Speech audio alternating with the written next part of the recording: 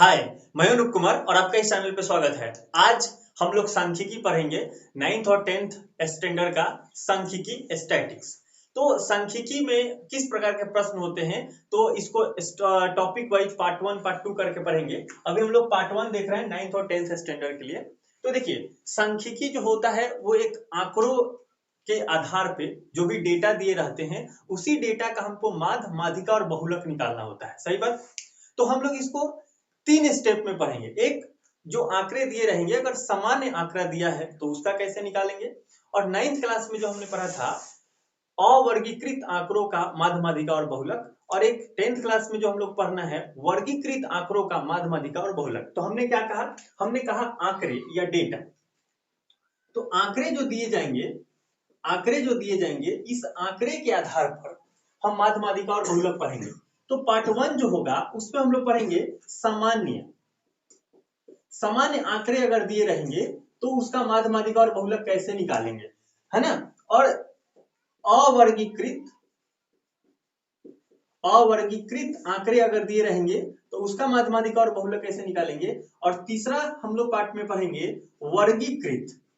वर्गीकृत आंकड़े का माध्य, माध्यिका और बहुलक कैसे निकालेंगे। अब कहेंगे ये क्या है, इतना समझ नहीं आ रहा, अब इसको समझाइए पहले। तो समान आंकड़े का क्या मतलब है। समान आंकड़े का मतलब है जैसे ऐसा दिया रहेगा, 1 दिया है, 10, 8 दिया है, 10 दिया है, 15 है ना, या 6 है, 7 है ना, या 9 है। इस प्रकार से आंकड़े दिए रहेंगे तो कहेंगे इस आंकड़े का माध्य बताइए, इस आंकड़े का माध्यिका बताइए। तो कैसे करेंगे।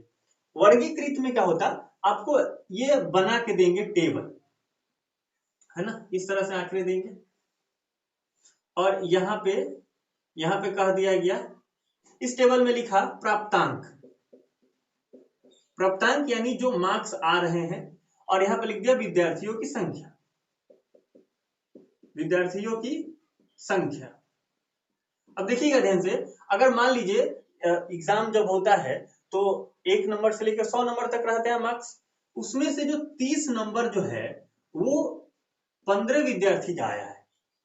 इसमें से जो 20 अंक है उसमें से केवल 5 विद्यार्थी का आया है, और 60 अंक है उसमें से 25 विद्यार्थी का आया है, और 75 अंक जो है वो 10 विद्यार्थियों का आया है।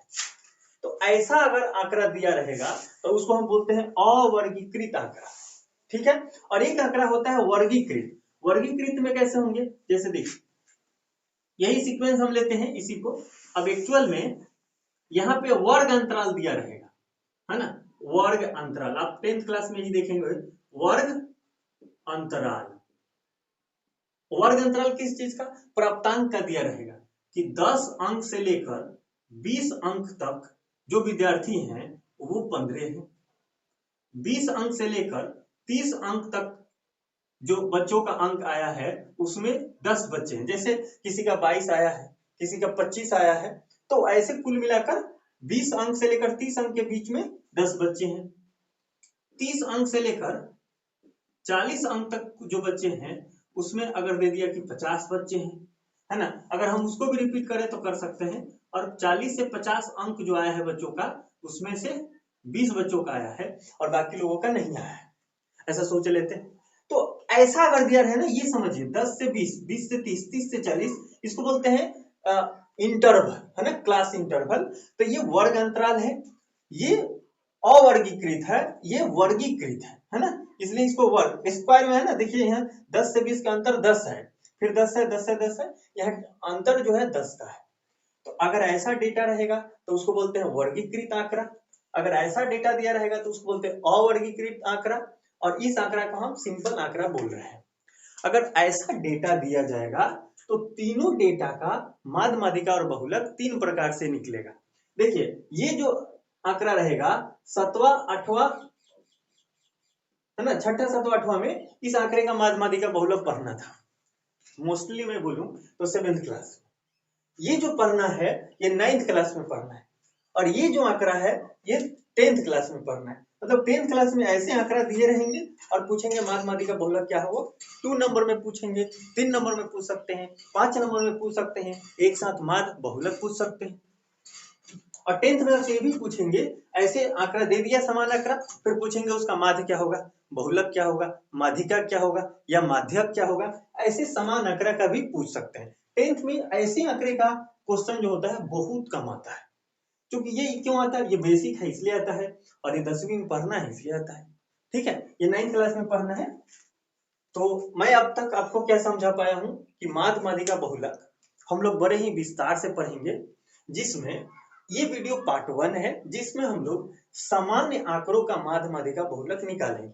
मैंने आपको बताया कि आंकड़े 3 प्रकार के होते हैं। एक तो समान आंकड़े होंगे जो इस टाइप के होते हैं, उसके बाद एक अवर्गीकृत आंकड़े होते हैं जिसको ऐसे लिखते हैं, और एक होते हैं वर्गीकृत आंकड़े जिसको ऐसे लिखते हैं। और तीनों आंकड़ों का माध्य माध्यिका बहुलक निकालने का तरीका अलग अलग होता है। तो हम इस वीडियो में समान आंकड़ों का जो माध्य माध्यिका बहुलक होगा वो निकालना सीखेंगे। ठीक है, इसको इरेज करते हैं और चलिए शुरू करते हैं समान आंकड़ों पर आधारित माध्य माध्यिका और बहुलक कैसे निकालेंगे। तो हमने ये जो आंकड़ा लिया है, इस आंकड़े का हम सबसे पहले माध्य माध्यिका और बहुलक निकालना चाहते हैं। तो आपको ध्यान रखना है कि जो माध्य होता है वो एक प्रकार का औसत होता है। माध्य का संबंध किस चीज से है, एक प्रकार के औसत से है ना। आंकड़े हम एक बार पूरा लिखते हैं। दिया गया आंकड़े है 1, फिर 8 है, 10 है, 15 है, 6, 9 और 11 है ना। ये आंकड़े दिया हुआ है या डेटा इसको बोलिए। इस आंकड़े या डेटा का हम माध्य निकालना चाहते हैं, मीन निकालना चाहते हैं। तो जो माध्य होता है और मीन होता है वो एक प्रकार के औसत होता है।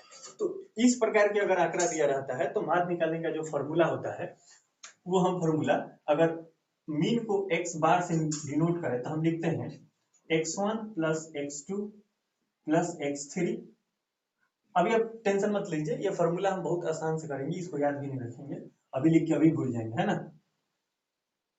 बटा अगर मान लीजिए ये x n तक जा रहा है तो इसमें n से हम भाग देते हैं। इसका मतलब क्या है, इसका मतलब बेसिक सा है, जो आंकड़े दिए जाते हैं आंकड़ों का योग, आंकड़े का योग बटा आंकड़े की संख्या। ठीक है, एक सिंपल सा फॉर्मूला, आंकड़े की योग बटा आंकड़े की संख्या। तो इस आंकड़े का योग क्या है और इनकी कितनी संख्या है, यही होता है माध्य। तो x बार बराबर हो जाएगा 1 plus 8 plus 10 plus 15 plus 6 plus 9 plus 11 divided by कितना संख्या है, 1 2 3 4 5 6 7, 7 को है तो 7 से हम इसमें भाग दे देंगे, इसको जोड़ते हैं तो 11 और 20, 20 और 26, 26 और 5 हो जाएगा 31 और 10 हो जाएंगे 41, 51, 51 1 52, 52 8 60, तो 60 बटा 7। चूंकि ये अनुचित भिन्न है इसलिए इसको मिश्रित भिन्न में बदल देंगे, तो 7 8 56 और बच जाएंगे 7 8 56 और यहाँ पे 4 बटा 7, इसको हम काट कर दशमलव में भी लिख सकते हैं, है ना। तो ये आपका आंसर हो जाएगा, इसको बोलते हैं माध्य। अब हम लोग सीखेंगे माध्यक निकालना, है ना।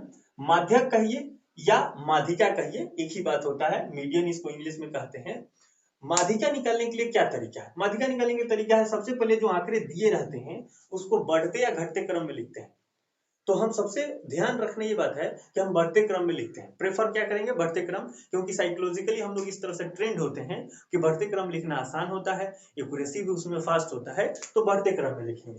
तो सबसे पहले हम इसको बढ़ते क्रम में सजा लेते हैं, 10 11 और 15, ये हो गया बढ़ते क्रम में आंकड़े हमने लिख दिए। तो बढ़ते क्रम में आंकड़े लिखने के बाद कह रहा है कि माध्यक या माध्यिका एकदम बीचों बीच कौन है, वही होता है आंसर। तो बीचों बीच कौन होगा, तो देखिए 7 को संख्या है ना, तो 3 को इधर और 3 को इधर, बीच में क्या है 9, तो दिस इज द आंसर। तो हम लिखेंगे जो हमारा माध्यक होगा वो 9 होगा। ठीक है, इसको अगर हम कैपिटल M से डिनोट करते हैं तो M बराबर 9, मतलब माध्यक 9 होगा। अब कहेंगे इसमें तो 7 को था तो 3 को इधर 3 को इधर, एगो बीच में, कहीं 8 को हो जाए चाहे 6 को हो जाए तो क्या करेंगे, सिंपल मान लेते हैं कि आंकड़ा जो है हमारा वो 1 है, 8 है, 10 है, 15 है, 6 है और 9 है, ये 11 नहीं है। तो इस आंकड़े का बढ़ते क्रम में क्या लिखेंगे, 1 के बाद लिखेंगे 6, 6 के बाद लिखेंगे 8, 8 के बाद 9, 9 के बाद 10, 10 के बाद 15। तो देखिए ध्यान से 3 को इधर और 3 को इधर, तो बीच में कुछ नहीं बचेगा। तो हम इस केस में क्या करते हैं, जब सम संख्या होता है तो क्या करते हैं, इधर से 2 को और फिर इधर से 2 को, बीच में कितना बचा, 2 को, 2 को बचा ना, तो 8 और 9 को जोड़ देंगे और 2 से भाग दे देंगे। तो बताइए कितना होगा, 17। 17 को 2 से भाग दे देंगे, इसको कटा देंगे, 8.5। तो m बराबर हो जाएगा कितना, 8.5। मतलब हम क्या करेंगे, सम संख्या रहेगा तो भी या विषम संख्या रहेगा तो भी हम हमेशा बीच में ही निकालते हैं। सम संख्या रहेगा तो बीच में 2 बचेगा, 2 को कोई अंक मिलेगा, उस दोनों को जोड़ के 2 से भाग दे देंगे। अब हम लोग बहुलक निकालते हैं। तो बहुलक निकालेंगे कैसे, तो जो डेटा दिया रहेगा, अभी हम लोग सामान्य जो आंकड़े हैं उसी का बहुलक निकाल रहे हैं पार्ट 1 में। पार्ट 2 में वैसे हम लोग देखेंगे अवर्गीकृत आंकड़े का, है ना। तो बहुलक निकालने के लिए क्या करेंगे, जो डेटा दिया रहता है उस आंकड़े में हम लोग बढ़ते क्रम में सबसे पहले लिखते हैं।